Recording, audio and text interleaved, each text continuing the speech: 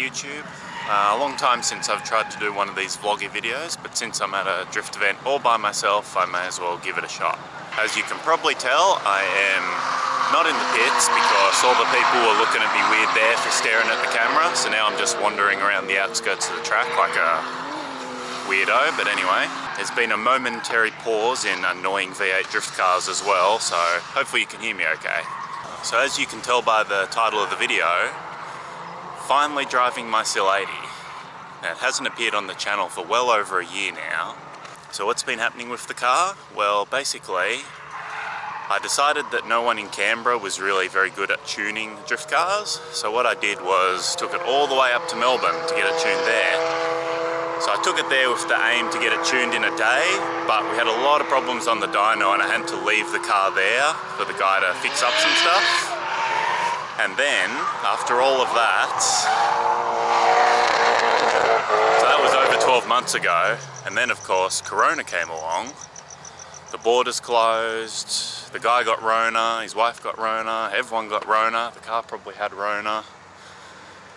Long story short, 12 months later, and then finally have the car back. So I haven't really tested it because obviously it's not road registered or anything. So I've made it out to South Circuit to have a go here for a Friday night drift.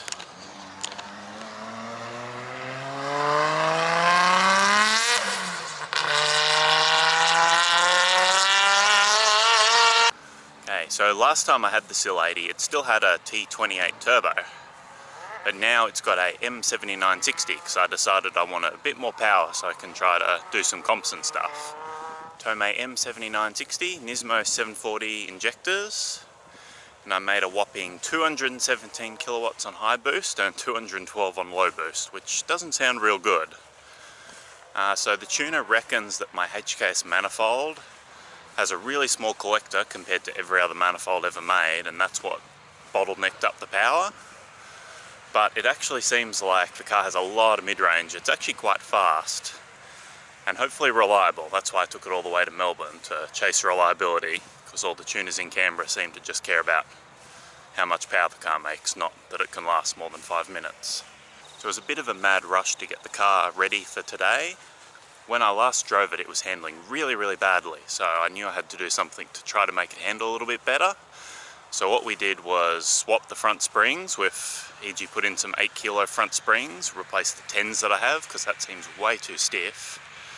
And we also swapped the white line sway bar for a stock one. Unfortunately, the sway bar was a bit of work because it ended up snapping a bolt inside the chassis rail, so Connor had to do some open heart surgery on my chassis rail to weld the bolt back up so I could take the sway bar off and put the new one on. It's all back together now, so hopefully it'll handle better. Unfortunately, it still has 8K springs in the back, so it's 8 front, 8 rear, which is a bit of a weird setup. But I do have some 6K Swifts ordered, so I should have those soon. Okay, so for my first session, I'm just running Chinese 215 45/17s at the back. So I'm running the exact same setup as my 32, which is good street tyres at the front, and then the shit China tyres at the back. That way I can sort of get a gauge on how it feels compared to 32.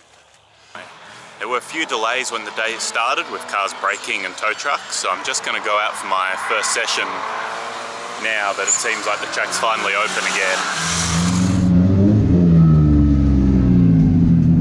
Alright, hopefully you can hear me. It's pretty loud. Hopefully I can see where I'm going.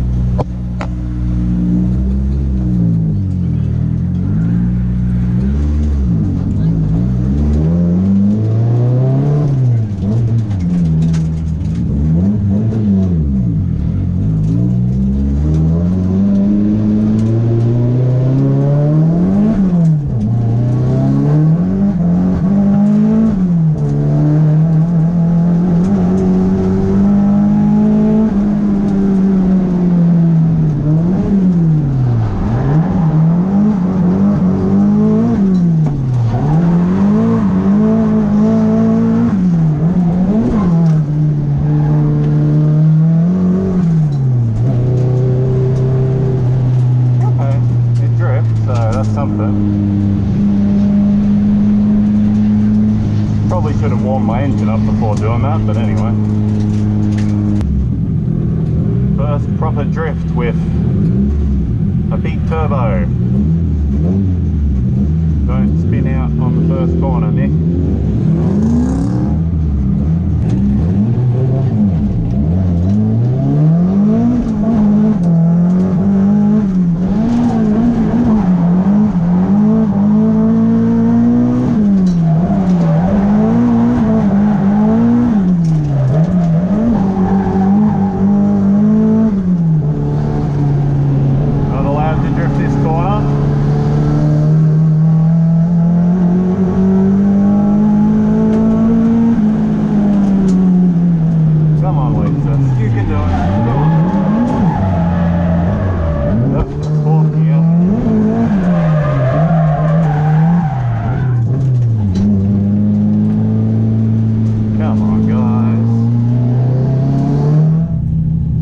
My fans do a pretty good job of bringing the temperature down, which is what I was most worried about, is overheating.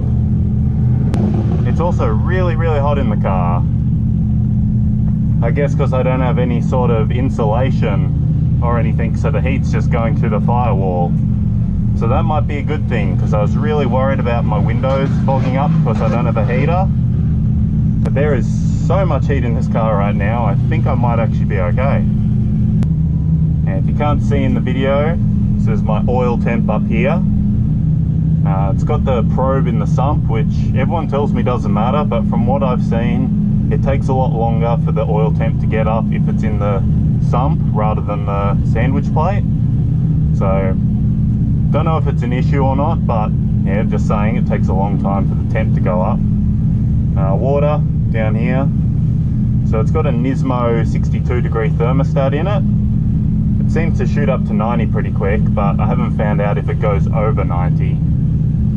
Unfortunately, we're not running a clutch fan. We're running a couple of AU Falcon thermofans. So they're good at cooling the car down when we're not moving like this, but when you're actually going, I think a clutch fan's better, but we'll see what happens.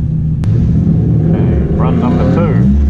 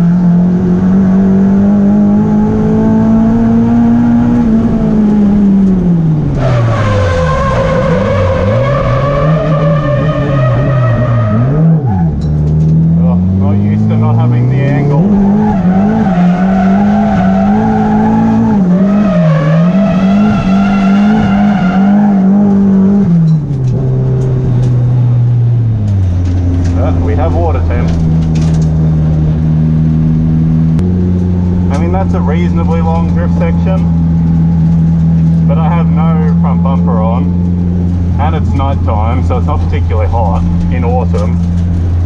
It's a little bit concerning. Anyway, go in, check my tyre pressures. I was just changing my tyre pressure and I noticed this.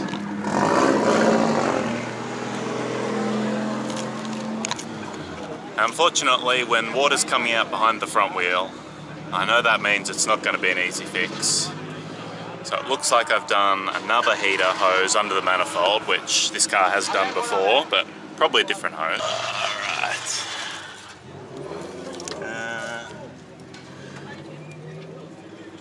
So you probably can't see too easily, but it looks like the culprit's the big fat one down there. See coolant that's dripped out everywhere else. So it's cheap to fix, but probably not something I'm going to try to fix now because the engine's hot and I don't have a spare hose. But better here than at a comp or something. That's why I came out to test. A bit disappointed I only got 3 laps out of it though. Watching everyone else drives, a bit depressing, so I probably won't hang around very long, but oh well.